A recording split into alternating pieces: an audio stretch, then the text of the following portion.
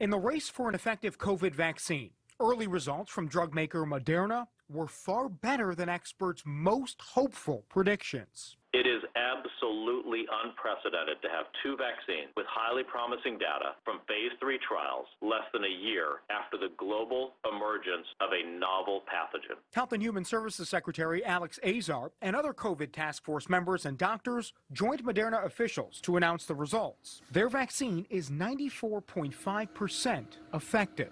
Beyond expectation to have two vaccines now that are not close to 95% effective. Moderna's phase 3 trial tested nearly 30,000 people. Half got the vaccine, the other half a placebo. In total, 95 trial participants eventually got coronavirus, but only 5 were part of that vaccine group. Still, Dr. Tony Fauci, the nation's leading infectious disease expert, says there's work to do. We now have to convince people by our transparency and our openness and showing the data to get vaccinated. That may be a challenge. The National Institutes of Health estimates nearly half the population is hesitant to trust a COVID vaccine. And then the question of who gets it first. We are working hard to get 20 million doses by the end of the year. Those 20 million doses won't be available to the general public. It may be April before most Americans can get the vaccine, according to Dr. Fauci. Vulnerable communities, like those in nursing homes and frontline healthcare workers,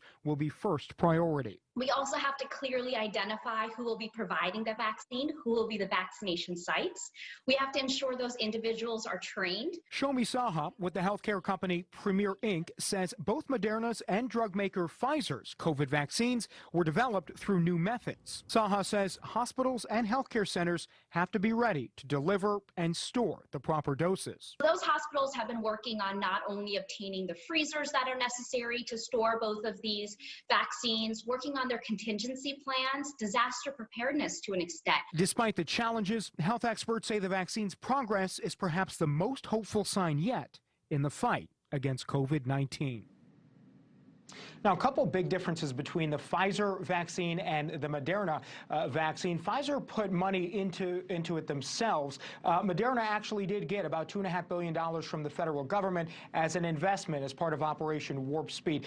We also know that Pfizer's vaccine is going to need to be kept at a much lower temperature, which was good news for Moderna because it means it's easier to store it and transport it if you don't have to keep it so low. So hospitals and healthcare centers will certainly be ready for that. So good news all around, but again, we want to heed Dr. Fauci's warning here.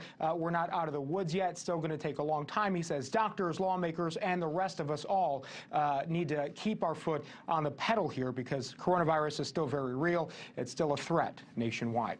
Reporting live tonight in Washington, D.C., Joe Khalil, NewsNation.